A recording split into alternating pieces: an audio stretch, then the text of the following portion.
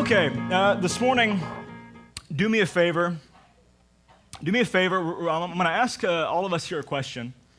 And do me a favor, you don't have to shout out your answer or raise your hands or anything. Just think on it and ruminate on it for a few minutes here, because it's going to be the core of what we talk about today. Do you believe, just you personally, in your heart of hearts and the deepest parts of your mind, do you believe that it is possible, really possible, not just theoretically possible, really possible for you and for me and for everyone here to live like Jesus Christ lived and do what Jesus Christ said to do? I mean, it's really easy for us to just go, oh yes, of course, or oh no, of course it's not. But just really think about it. Just think practically. I'm not talking about an idealism. I'm not talking about theory. I'm talking about real life.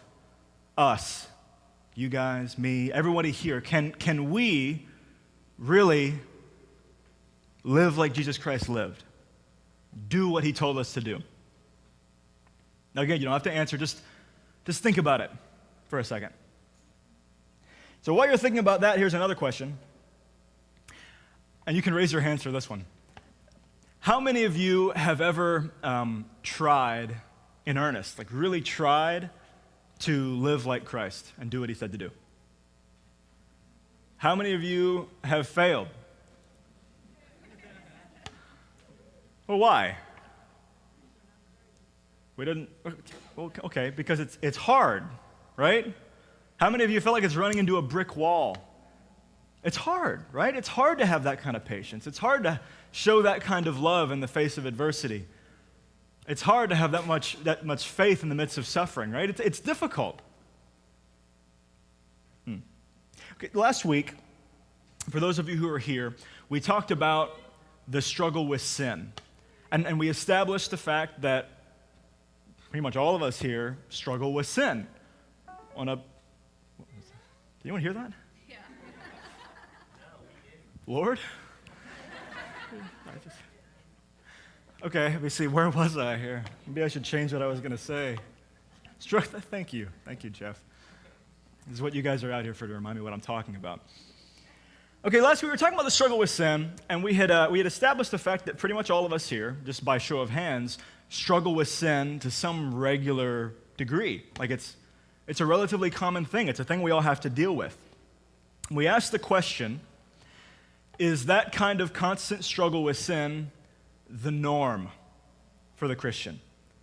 Is that just the way it is? Is that the best we can hope for this life? And as we discussed the issue together and as we looked at the Bible, we found that the answer is no. Paul, in his letter to the church in Rome many years ago, he's describing how the Christian life should look, and he said, sin shall not be master over you. Sin shall not be master over you, because the fact is that God didn't create us to constantly mess up, and he didn't create us to constantly struggle with sin. He created us in such a way, the way we were designed is a completely different thing. It's a totally different way of living from sin. And so for the Christian, sin at most should be the exception and not the rule. But it gets a little bit more difficult when the rubber meets the road, as all of us have experienced. But the fact that we found is we can get to that point where we have victory over that stuff we struggle over. We can get to that point where sin is the exception and not the rule, but it's not going to be an overnight thing. And it's not going to be a magical moment where all of our habits are gone. The fact is, it's going to be a process. It's going to be something that we have to work towards. Hebrews chapter 6 says that we have to press on to maturity. We have to press on to the point where that struggle with sin is no longer dominating our lives.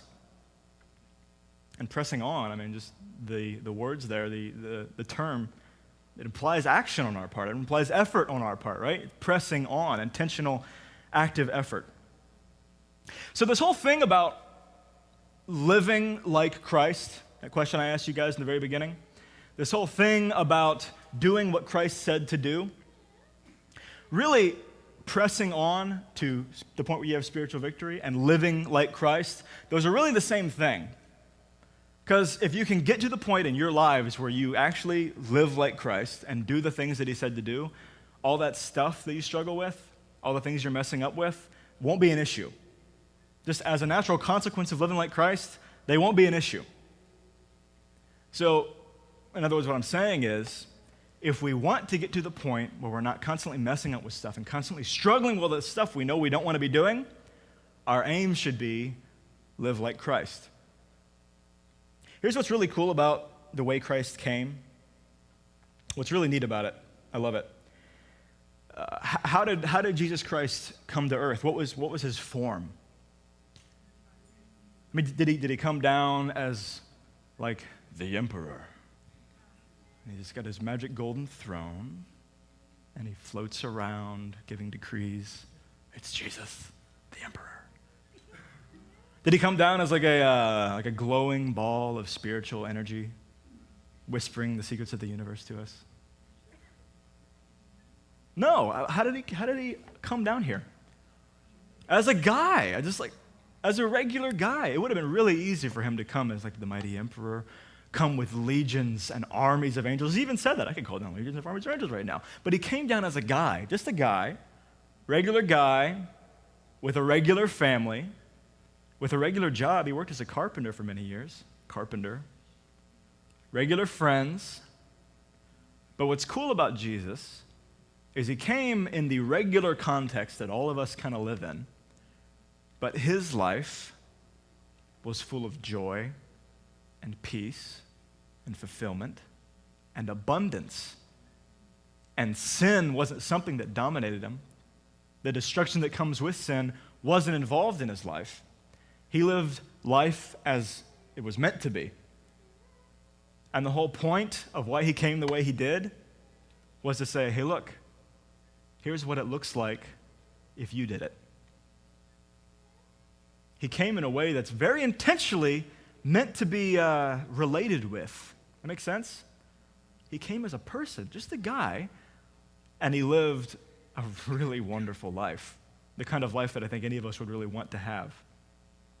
And his whole message, the whole point of that was to say, look, you can do it. Here's what it looks like. And then he spent 3 years of his life telling us what to do. So that's all well and good, and it's easy to say all that stuff.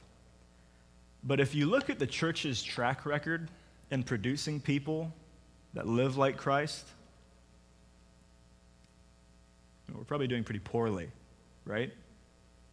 I mean, I think that fact is made evident by, just think of the last time you met somebody or saw somebody that really, that guy's a lot like how I think Christ would act. Or even like more so than the regular person. Don't you mark them as like a rarity? Like the exception? Wow, look at that. Now, I mean, either it is impossible for most of us to get there, or our methods are just off. Would that be reasonable to say? Because the church is obviously not producing, the majority of us aren't living a lot like Christ did. We try and it's hard and we give up. Obviously something's off. And so again, Christ's whole thing was, he said, my yoke is easy. In other words, the things I'm teaching you to do are it's not this impossible wall to climb. You can do them. You ever heard of the Great Commission? Great Commission, go into all the world and preach the gospel. You know there's more to it than that? He says, go into all the world, preach the gospel, make disciples of every race. Remember that part? You know there's even more to it, and for whatever reason, we've managed to remember the second part, but not the last part. It says, go into all the world, preach the gospel, make disciples of every race. Listen to this one. Teach them to do everything I said to do. How do we miss that one? Somehow there's been a disconnect in the way we do Christianity today and the kind of life that exhibits what Jesus talked about. I mean, really. So we can talk about living like Jesus all we want, but until we start figuring out a tangible, real way to start making it happen in our lives, this life right now, here, us, it's really just, we're just talking philosophy. And philosophy without putting feet to it is, who cares?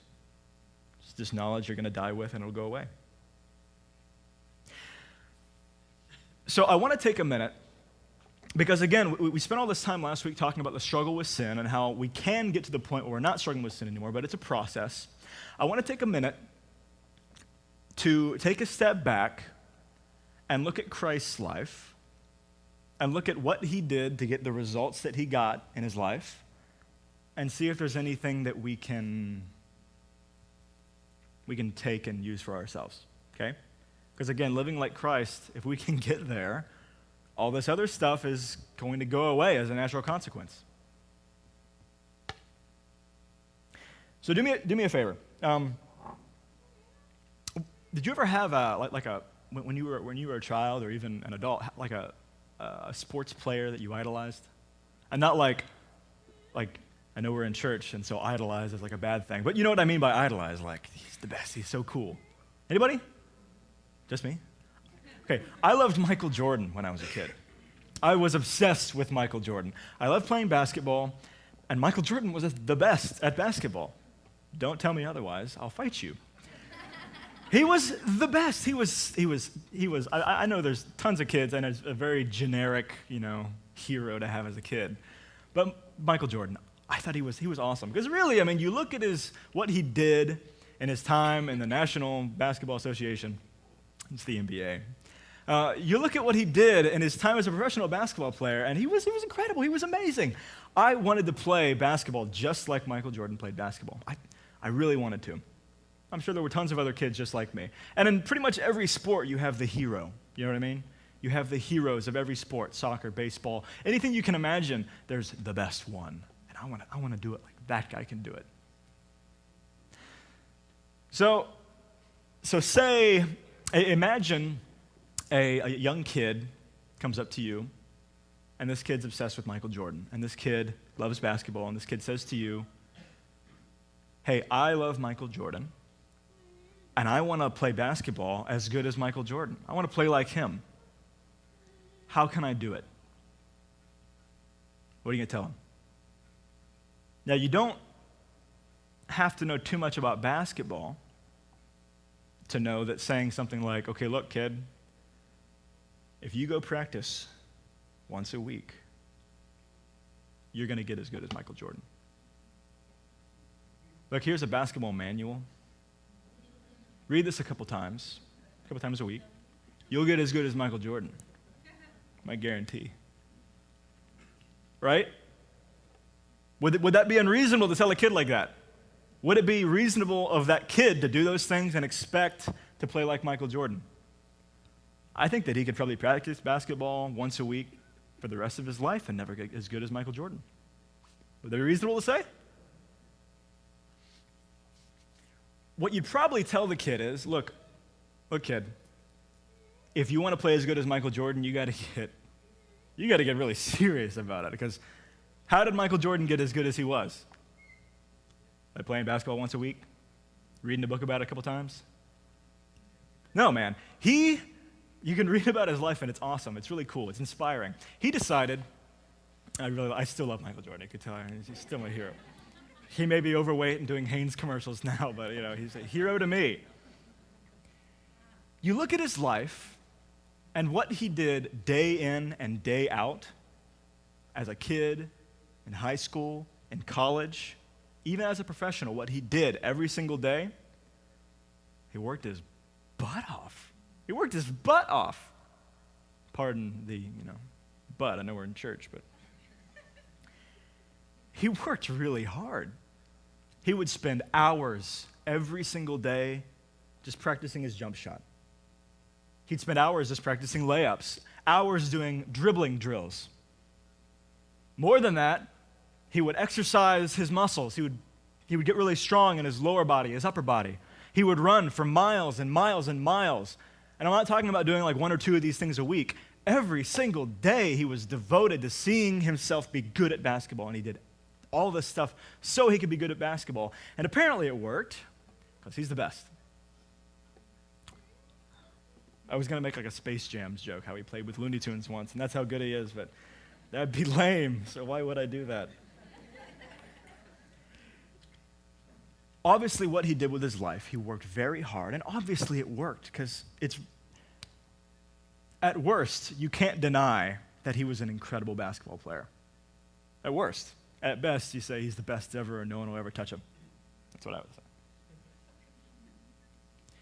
Michael Jordan got where he got because he was focused on that goal and he worked very, very hard day in and day out to see those results.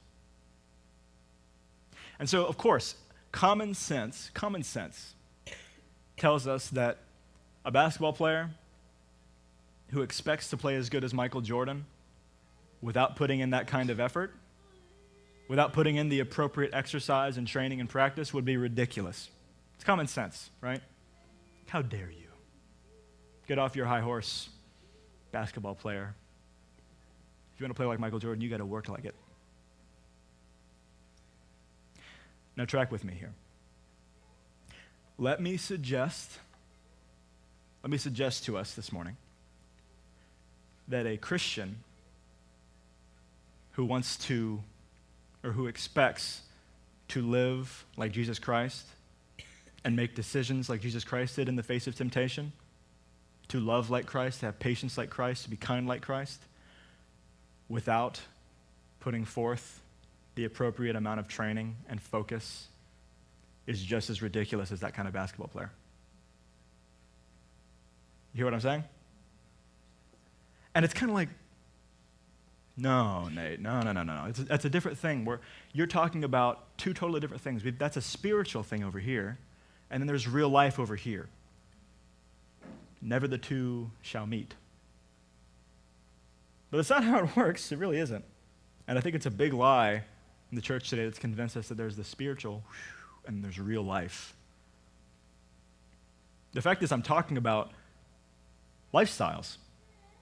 I'm talking about two lifestyles and two ways of living that produce certain kinds of behavior as a natural outcome. The fact is, Michael Jordan worked and worked and worked to see those kind of results in his life. You say, well, no, Jesus is a different thing. Can anyone hear that? Yes. It is, yeah. The angels are harping. There's a jazz elevator thing going on here. The fact is, Jesus worked very, very hard to see those results in his real life. And you know what's interesting about Jesus? I don't know how we miss this. Probably because nobody likes the book of Hebrews. It's weird. But in Hebrews, you know what it says? This is crazy. It says that Jesus learned obedience.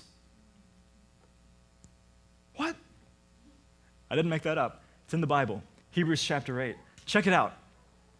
Jesus learned obedience. In other words, he wasn't born like, here I am, the glowing ball of energy. I'm perfect. You can never come up to my standard. He started off as a regular guy, just like us, because he wanted to show us, look, here's how you do it. And you know what he did with his life? This is interesting, because we ignore this as well. You know he was 30 years old before he ever started launching out into his ministry? 30 years old. You know what he was doing for 30 years before that? The Bible says that he was growing in knowledge and in stature. You know what that means? He was studying, and he was training himself, and he was preparing himself for the ministry he was going to go into for 30 years. You know what he did right after he was baptized into the ministry at the age of about 30? First thing he did, anybody know? He left everybody.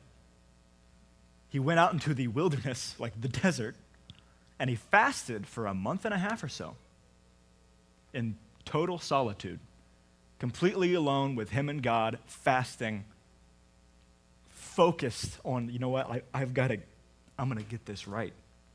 Launching out into his new ministry. That's what he did. The moment he was baptized, he went out on his own. even after that. And we don't get the full picture from just the Gospels. It's just select moments from his life. But even from the little bit we get from the Gospels, you see that constantly Jesus is seeking to be alone with God. He's constantly seeking to go off on his own, seeking solitude, seeking silence, constantly trying to pray. The fact is that Jesus Christ's overall lifestyle was designed to produce the results that it did. And here's the thing, and this is huge. The secret to living a life like Christ did and doing what he said to do is not to get in the moment of temptation and say, what would Jesus do? Remember the boom, what would Jesus do? The bracelets and everything? I wore like 3 at once when I was a kid. It's a good thing to try to ask yourself, what would Jesus do in this situation? But you know what? It is not an adequate means of preparing yourself for getting in the face of temptation, getting in the face of suffering. The secret to living a life like Jesus is not just to say, what would Jesus do in this moment? It is to try to live like Jesus in every aspect of his life, just like the young basketball player says, I'm going to get as good as Michael Jordan, and I'm going to do what he did to see those kind of results. You see the connection there? See how that works? We're talking about ways of living. We're talking about like this behavior, like your life and how you live.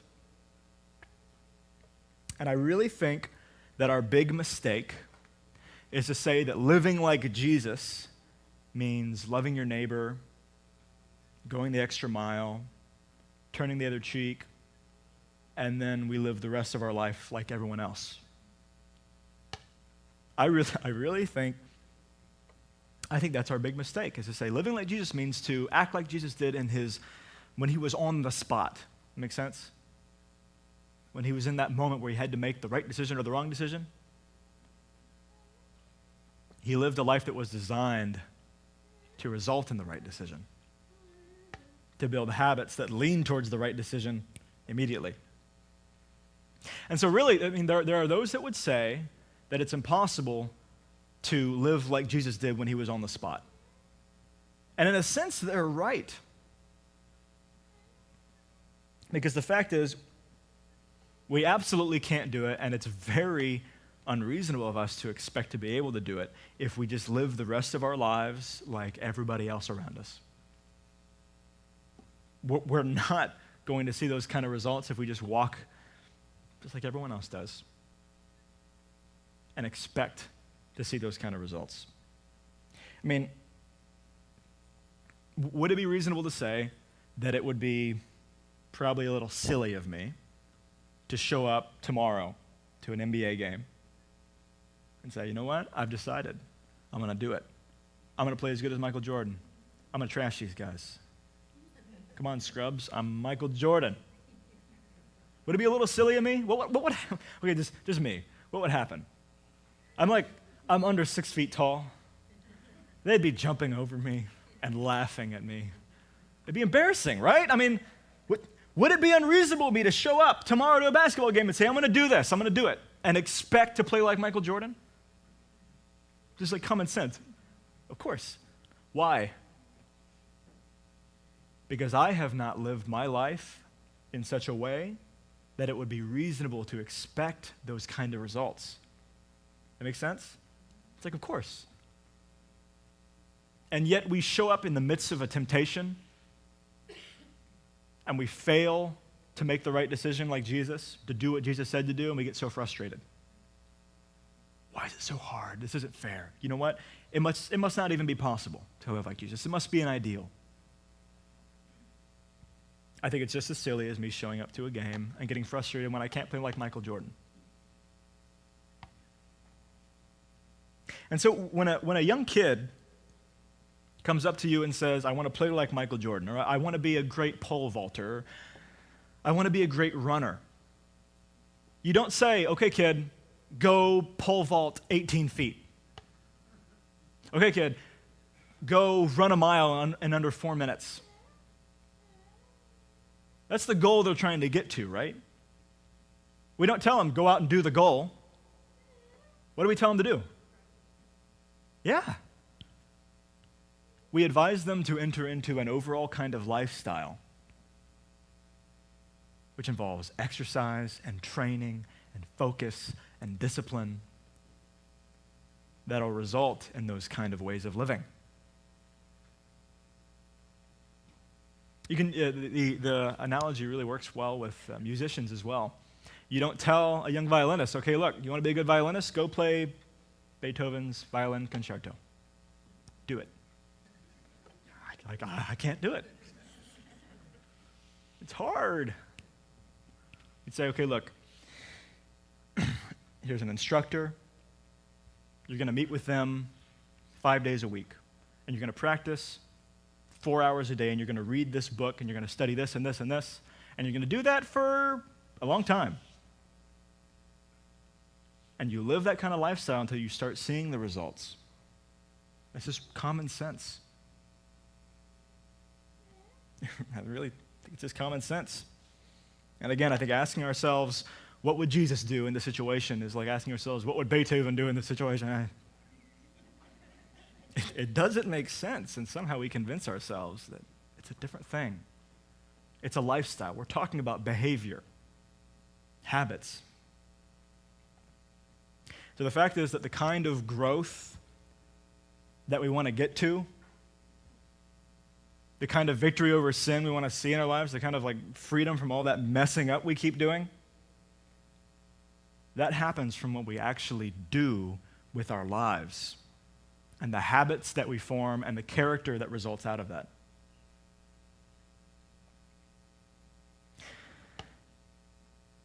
And I think really, until we come to the point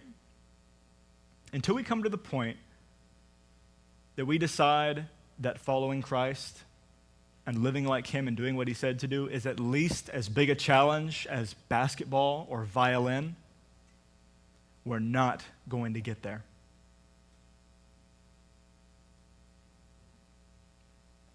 But here's what's cool. What's cool is there have been men, Jesus Christ and other men through history have lived lives that have been characterized by fullness and joy and peace and all those things we want to get to. What's really cool is we have thousands of years of history behind us of people doing certain things, living in certain ways that produce those kind of results. We can even look at the life of Jesus and say, oh, he did this and this and this. There's actually stuff that we can start doing now, today, tomorrow, the next day, to start training ourselves to have that kind of life and to get to that point. Just like the basketball player has drills that he can run and things he can practice and all that kind of stuff. There are things that we can do, practices that we can start today that can help work us to that level. And for me, I don't know about you guys, but for me, that's extremely exciting. Isn't the prospect a little bit exciting? The prospect that there's something actually tangible that we could do to start seeing change happen, real change happen. Because for me, I mean, when I was a young Christian, I would get really frustrated that I seemed to be making just really small amounts of progress in my life. Can anybody relate with this? I'd look back over the last year and go, okay, maybe I made like a half step forward, but it's so slow. I wanted to see change begin to happen. I wanted to be running forward instead of scooting forward. And I think over time, I convinced myself, well, I guess that's just the way it is. I guess it's unreasonable of me to hope that I can get there. Maybe by the time I'm on my deathbed, I'll have made some tangible progress. That's almost the kind of outlook we take in the church because nobody seems to make massive amounts of progress for significant periods of time. And the prospect, to me at least, the prospect that there are things that I can do, things that I can actively practice to start seeing change happen day after day, week after week, month after month, that's really exciting to me. Because for me, I had kind of given it up and saying, well, I guess I'll just I'll just live my life and maybe passive growth will happen. That's really exciting to me to think that I could actually get to the point that my life starts to look like Jesus.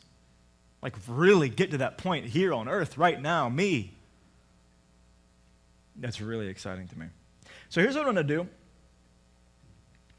do. There's a big, long list of things that Jesus did and that other men in history have done to actually see this kind of change begin to result in their lives. It's a big old list, and it would take us hours and hours and hours to go over all of them. But what I'm going to do is give you 1/2 things. They're really one thing, but I guess they're technically two.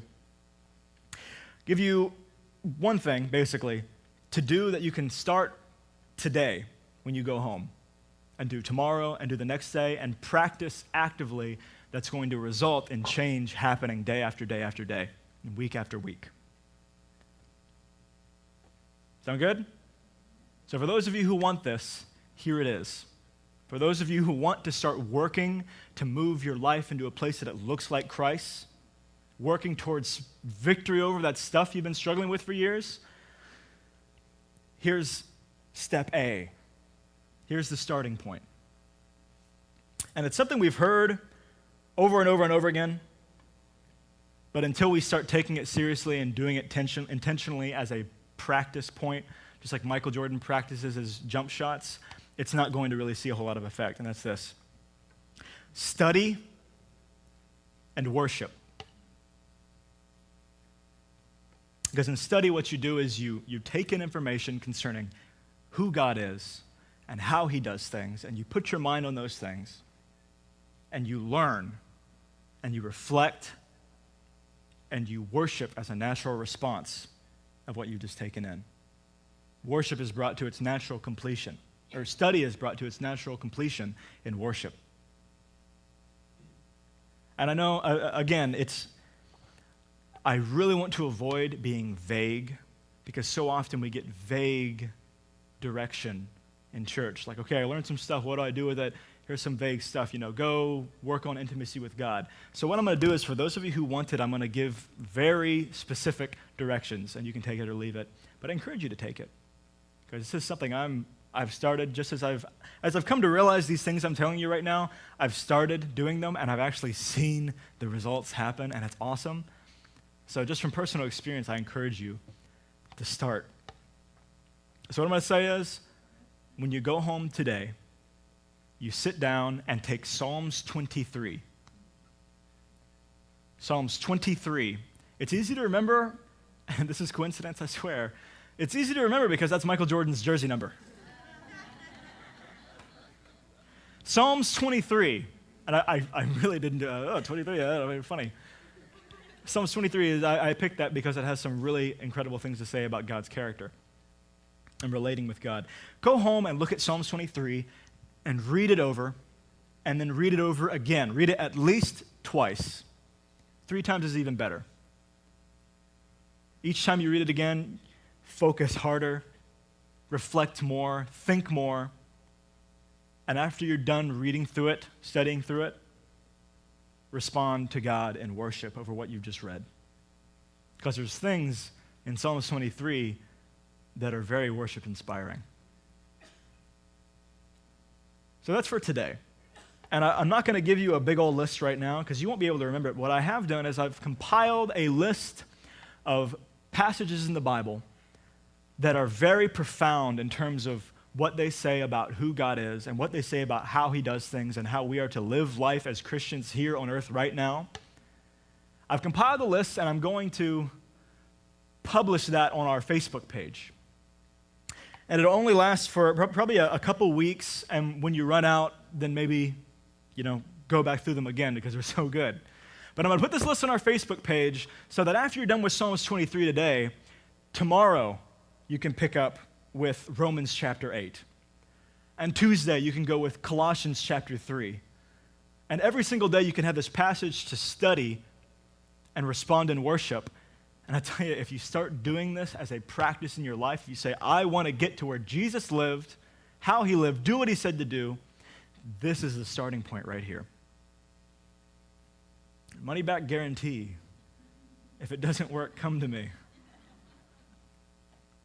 I really just encourage you to try it, because as I'm experiencing this, I just really want other people to see it as well. I want other people to experience it as well. So again, that'll be on our Facebook page later today. But Psalms 23 today, I just really encourage you to go and do it. So as we had the band come up here and close out, I'm going to go ahead and pray to let us finish here. But Father, again, it's so encouraging to me to think that I could actually begin to live like Jesus Christ, and I so desperately want to get there. I so desperately want to begin to see these habits in my life begin to fade away and be replaced by habits of functionality and joy and peace and abundance. And we know it's not easy, and we know it takes effort. God, I pray that you'd help me and you'd help everybody in here who really decides to go after this thing, just to do it. Because there's so many distractions, and it's so easy to get pulled away to other things. So, Father, please help us, and please remind us to do it. We love you, Lord. Amen.